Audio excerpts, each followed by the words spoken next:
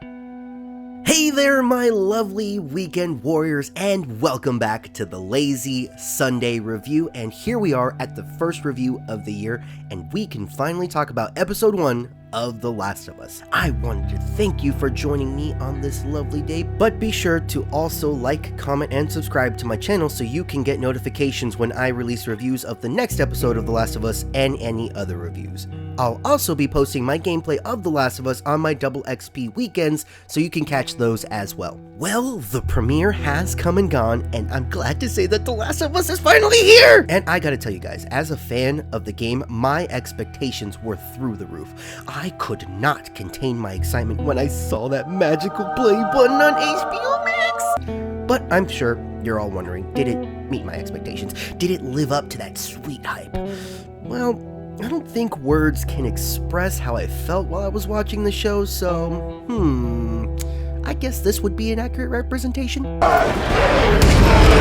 You bet your sweet ass it lived up to the hype. Oh my god, I can't tell you how much I loved every freaking second of this show. All of my doubts and fears were instantly put to rest within the first 30 minutes of the episode. Just the very slow and careful world building that goes on in the beginning, while also sprinkling in some suspense and tension, warning us of the chaos that is to come.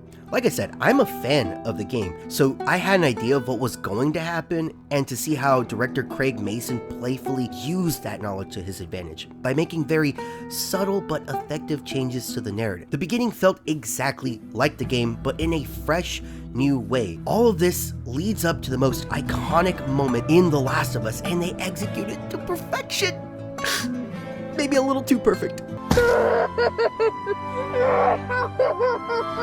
And speaking of perfection, you couldn't have picked a better cast for this show. My god, somebody please get Pedro Pascal a weight belt, because this man is carrying yet another franchise on his back. To be honest, he wasn't my first choice for Joel, but he's a very talented actor, so I knew the role was in good hands, and he didn't disappoint. But I'd have to say, he isn't the only one carrying the show this time, because Gabriel Luna is also good in the show. Oh my gosh, it's scary how much he looks and sounds like Tommy from The Last of Us. I had to jump on Google just to make sure it really wasn't him. Then there is also Nico Park. How dare you, Nico Park? How could you make us fall in love with you and then tear our hearts out at the same time? Fuck, she was so good as Sarah. Even though she was only in it for a little bit, she made an everlasting impression on me, and I'm sure other fans of the series.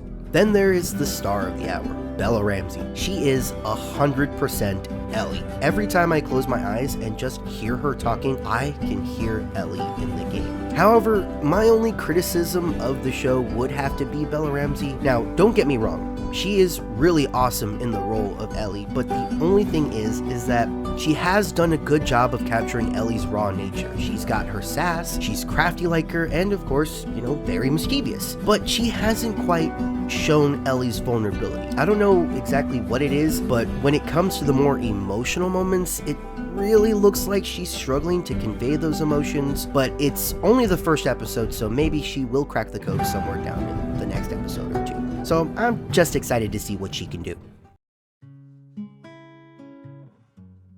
At the time of this recording, The Last of Us is sitting at a whopping 99% on Rotten Tomatoes, making it one of the greatest video game adaptations of all time.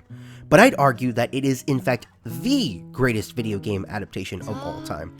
All others that came before it have made grand attempts at bringing video games to mainstream audiences, but none of them I feel have actually achieved this level of perfection.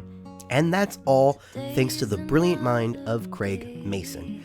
He is a perfect example of what happens when creators of a show have a deep understanding of the source material. Let's take a look at a couple of other examples of video game series. The two shows that come to mind are the Halo series and the Resident Evil series.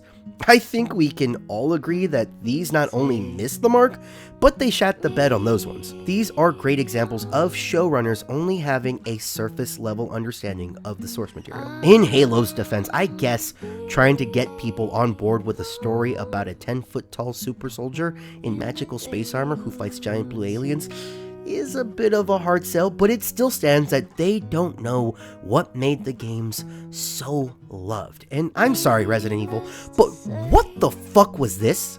Beautiful 180, crazy.